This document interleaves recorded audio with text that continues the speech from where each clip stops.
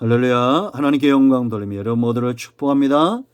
여호와는 나의 목자시니 내가 부족함이 없습니다. 고백하며 하루를 시작하시고 오늘도 분명 분초도 단 1초도 찰나의 시간도 하나님의 시간인 것을 믿고 여호와의 축복을 누리는 날 되기를 축원드립니다.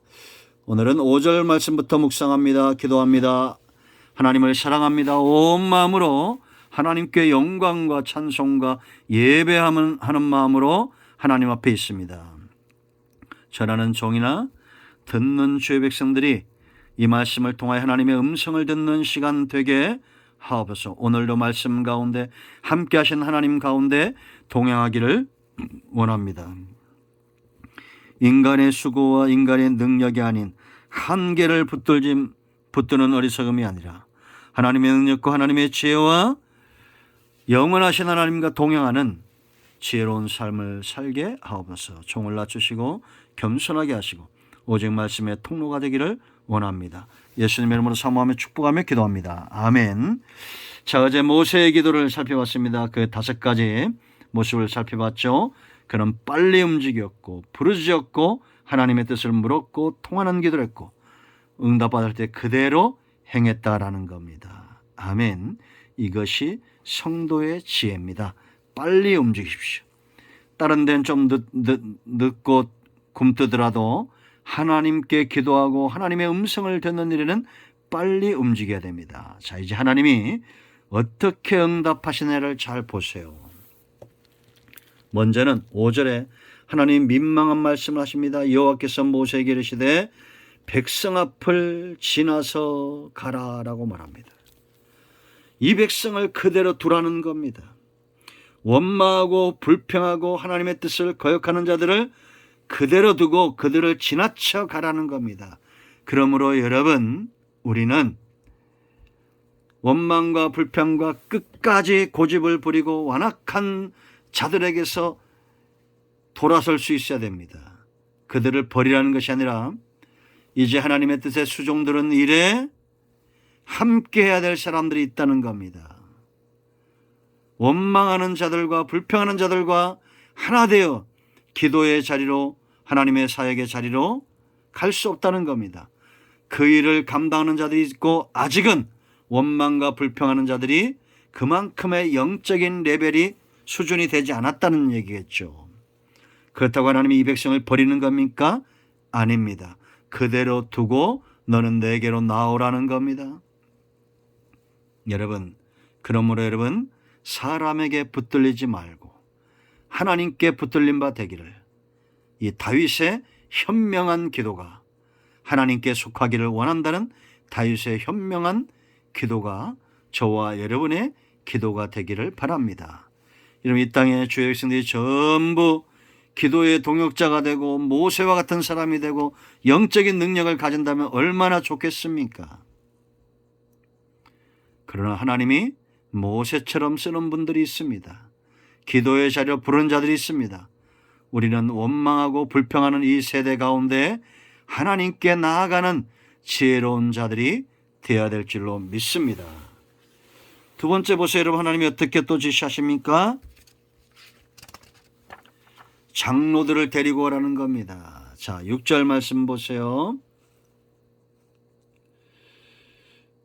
5절 말씀, 백성 앞을 지나서 이스라엘 장로들을 데리고 나일강을 치던 지팡이를 손에 잡고 가라라고 말합니다. 왜 장로들을 불렀을까요? 증인들이고 이들은 이스라엘 전체를 대표합니다.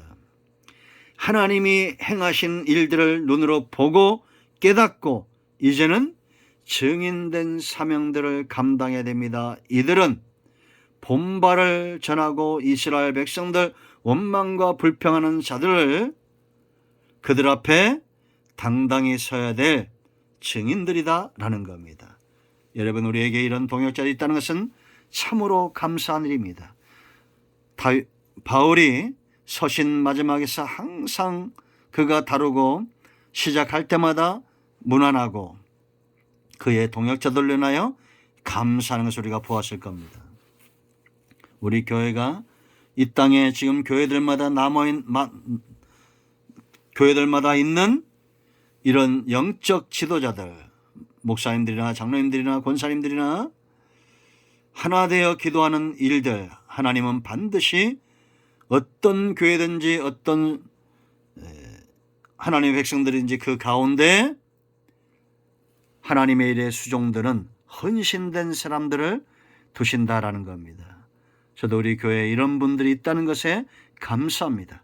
교회를 위해서 기도하고 항상 같은 자리에 있고 항상 섬기기를 기뻐하는 이런 사람들, 하나님이 그들과 함께 하시고 만나시겠다라는 겁니다. 원망과 불평의 자리를 떠나 하나님 앞으로 나아가는 헌신된 자들이 되기를 축원드립니다.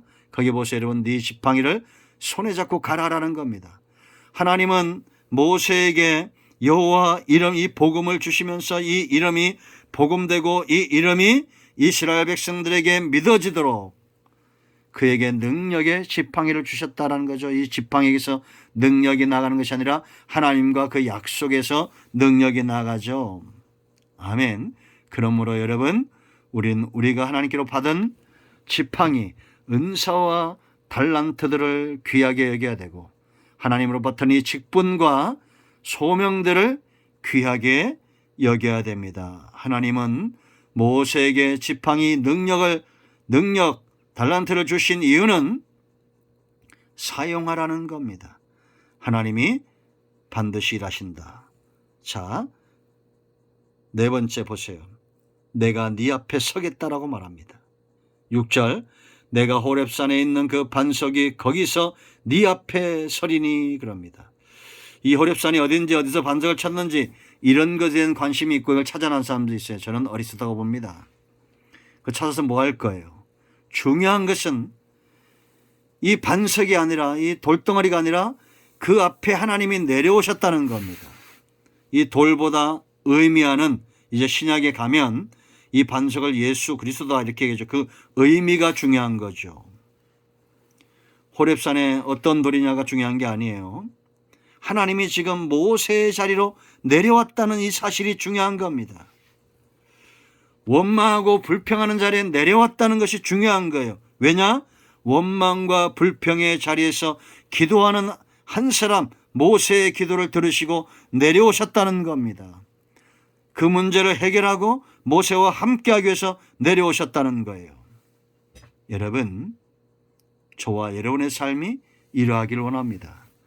지금 온 나라가 서로 대적하고 원망하고 불평하고 대선을 앞두고 그러고 있죠. 대선뿐만 아니라 그전부터 여당과 야당이 싸우고 국민들도 동조하고 이러고 있잖아요. 이제는 교회들도 이런 모습들이 있습니다. 세상과 다르지 않은 것 같아요. 그러나 분명한 것은 이런 코로나 시대에도 하나님을 향해서 이렇게 하나님과 함께하는 하나님의 임재, 하나님의 일하심을 오게 하는 그런 자들이 있다고 저는 확신합니다. 우리 교회에 이런 분들이 많이 일어나길 원하고 이 영상을 접하는 여러분들 속에 이런 분들이 많이 있기를 원합니다. 모세의 기도에 응답하여 하나님이 내려오신 거요. 이것은 물의 문제가 해결되는 것보다 엄청난 축복이 아닙니까? 내 문제가 해결되는 것보다도 하나님이 나와 함께 내 자리로 온다는 것, 이것이 엄청난 축복이 아닐까요? 자, 마지막 5번째, 반석을 치라고 말합니다. 반석을 치니 물이 나왔고 그리고 그 물을 먹고 그들의 갈증이 해결됐어요. 여러분, 여기서 갈증 해결돼 육체의 갈증만 해결됐을까요? 그들의 영적인 갈증이 서서히 벗겨지고 있다고 우리는 앞으로 보게 될 것입니다. 물론 많은 자들은 이제 고린도전서 10장 4절과 5절을 읽고 마칠 텐데요. 광야에서 죽습니다. 그러나 반석의 생수를 먹고 육체의 갈증뿐만 아니라 영적인 갈증을 해결하는 사람도 있었다라는 겁니다. 그래서 바울은 고린도전서 10장 4절과 5절에서 이 반석을 그리스도라고 말합니다. 다 같은 신령한 음료를 마셨으니 고린도전서 10장 4절, 이는 그들을 따르는 신령한 반석으로부터 마셨으니 그 반석은 예수 그리스도라. 우리의 영적인 갈증, 영원한 갈증을 해결할 수 있는 분은 예수님이시라는 거예요. 이 모세가 반석을 쳤던 이 사건은 앞으로 장차 예수님이 이 땅에 오셔서 우리의 영적 갈증을 해결할 수 있는 그런 예표적 사건으로 삼으셨다는 겁니다.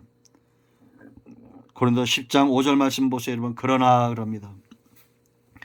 그러나 그들의 다수를 하나님이 기뻐하지 아니하셨으므로 원망 불평하는 자들이죠, 그들이 광야에서 멸망을 받았느니라. 광야에서 무덤만 만들고 갔다는 겁니다.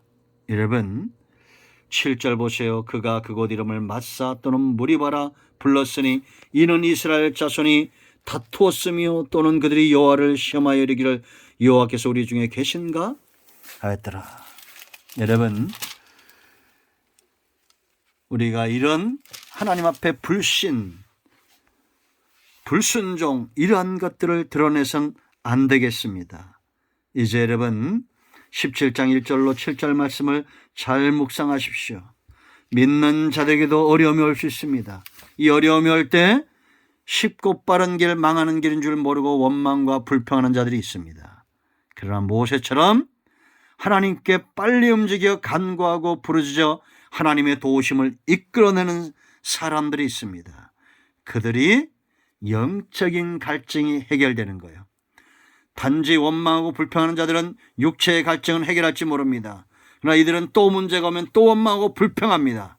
그러나 반석 대신 예수 그리스도를 의지하여 영적인 갈증을 해결하고 하나님의 때를 믿음으로 순종으로 기다릴 줄 아는 자들, 그런 자들 속에 하나님이 영적 기갈을 해갈시키는 놀라운 축복을 경험하게 하실 것입니다. 여러분 모두를 축복합니다. 할렐루야. 이제 내일부터는 8절로 갑니다. 기도합니다. 예수의 이름을 의지하여 간구합니다. 하나님, 우리가 원망과 불평의 삶을 살지 않게 하시고 문제 앞에서 하나님께 간구함으로 부르짖어 기도함으로 하나님의 일하심에 동역하는 지혜로운 성도들 되게 하옵소서. 우리가 중심으로 우리의 입술로 지었던 모든 범죄들을 용서하시고 이제는 하나님과 하나 된 삶을 살기를 원합니다.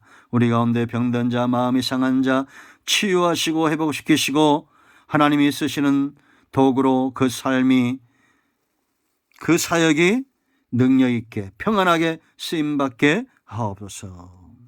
예수님의 이름으로 사모하며 축복하며 치유하며 기도합니다. 아멘.